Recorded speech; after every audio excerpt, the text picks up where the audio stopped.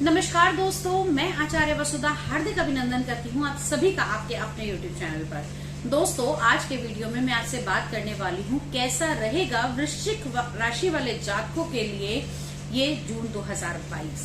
आइए जानते हैं कौन कौन से विशेष व्रत पर्व और त्योहार होंगे, साथ ही साथ कौन कौन से ग्रह राशि परिवर्तन करेंगे और इनका आपकी कुंडली पर क्या प्रभाव पड़ेगा, जानेंगे आज की इस वीडियो में। लेकिन उससे पहले यदि चैनल सब्सक्राइब नहीं करा है तो प्लीज सब्सक्राइब कर दीजिए, बेल आइकन को जरूर दबा दीजिए ताकि आने वाले सभी वीडियो आपको समय से मिल सके।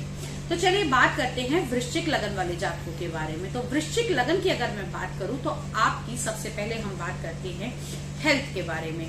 तो हेल्थ का जो हम निर्णय करते हैं वो कुंडली के लगन भाव से यानी कि फर्स्ट हाउस से करते हैं। तो आपके लगन के स्वामी मंगल देव इस समय विराजमान है पंचम भाव के अंदर गुरु बृहस्पति की युति के साथ में।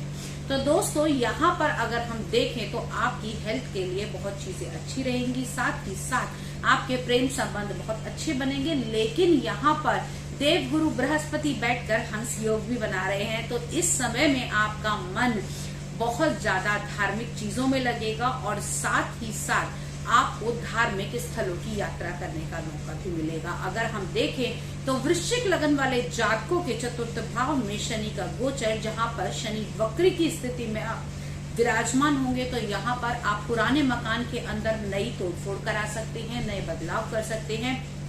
साथ ही साथ जो लोग किसी प्रकार का खाने पीने का काम करते हैं, खाने पीने में भी कौन सी कसैली चीजें, आंवला हो गया या हल्का कड़वा जिन चीजों का टेस्ट होता है, या फिर आप किसी प्रकार के ऐसे साधन बनाते हैं, जैसे अगर हम कहें अगर आपके सर्जिकल प्रोडक्ट्स का काम है या फिर आप लोग किसी प्रकार की सिक्योरिटी और सेवाओं के बिजनेस से जुड़े हुए हैं, तो ये समय आपके लिए अच्छा रहने वाला है। अब बात कर लेते हैं आप लोगों के प्रेम संबंधों के बारे में। तो कुंडली के पंचम भाव से हम आपकी शिक्षा का और साथ ही साथ आपके प्रेम संबंधों का और संतान का विवेचन करते हैं, निर्णय करते हैं। तो यहाँ पर आपके पंचम भाव में देवगुरु बृहस्पति स्वयं के विराजमान है, तो इस समय संतान बड़ी ही अच्छी चीजों के अंदर और बड़ी नई चीजों के अंदर यहाँ पर इन्वॉल्व हो सकती है, नई जॉब्स लगने की संभावनाएं हैं। और प्रेम भाव के दृष्टि से देखें तो जो लोग विवाह के योग्य हैं और अपनी विवाह के लिए सोच रहे हैं, उन लोगों को नया जीवन साथी भी इस समय में मिल सकता है। अब बात कर लेते हैं आप लोगों के रोग, ऋण और शत्रु की, यानी कि कुंडली के छठे भाव से हम इन सब चीजों का निर्णय करते हैं। यहाँ पर शुक्र और राहु की युति कुंडली में, आपके शुक्र आपके 12वें भाव के और साथ ही साथ आपके सप्तम भाव के भी स्वामी हैं।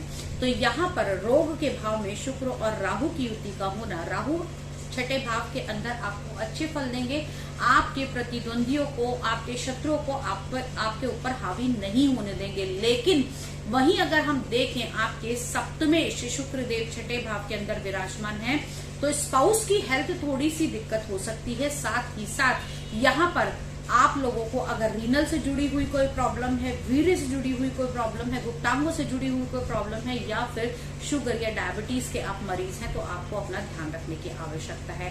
कुंडली के सप्तम भाव में सूर्य बुध आदित्य राजयोग मिला बना हुआ है, तो जिन लोगों का विवाह होने वाला है या विवाह संबंध के लिए आपको जीवन साथी का चयन करना है, तो बड़ा ही तेजवान और ज्ञानवान आपको जीवन साथी मिलेगा। हाँ, यहाँ पर जो लोग ऑलरेडी मैरिड हैं उन लोगों के सप्तम भाव में सूर्य और बुध का आदित्य योग आपको पैसा तो दिलाएगा पार्टनरशिप में भी, और आपके जीवन साथी के साथ अगर आप कोई बिजनेस करते हैं या फिर आप पार्टनरशिप में कोई बिजनेस करते हैं, तो आपको इससे पैसा तो आएगा, लेकिन कहीं ना कहीं थोड़ी ईगो भी जुड़ जाएगी। अब बात करते हैं आप लोगों के व्यवसाय के बारे में। कुंडली के दशम भाव से हम आपके व्यवसाय, बिजनेस, नौकरी, कारोबार के बारे में बात करते हैं। तो यहाँ पर आपके दशम भाव के स्वामी सप्तम भाव में विराजमान है। पार्टनरशिप का बिजनेस बहुत अच्छा चलने वाला है।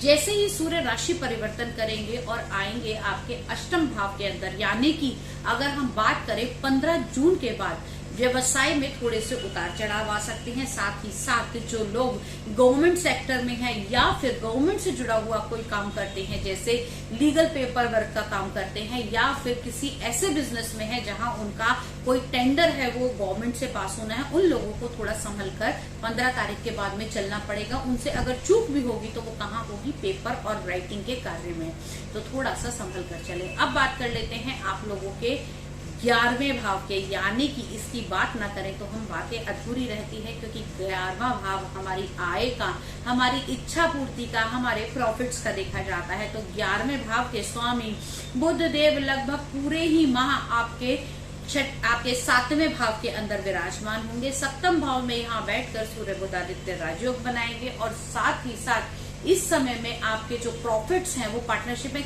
स्पेशली जो लोग डेली का काम करते हैं, जिनको डेली की इनकम आती है, उन लोगों की इनकम इस समय बढ़ती हुई दिखाई देती है।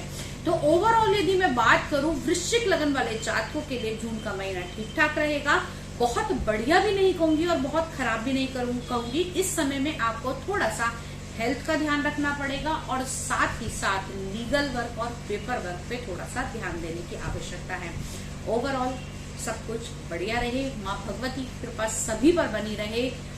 इसी के साथ आज के इस वीडियो से विदा लेती हूँ। अगले वीडियो में आपसे फिर मिलूंगी, तब तक के लिए जय माँ भगवती।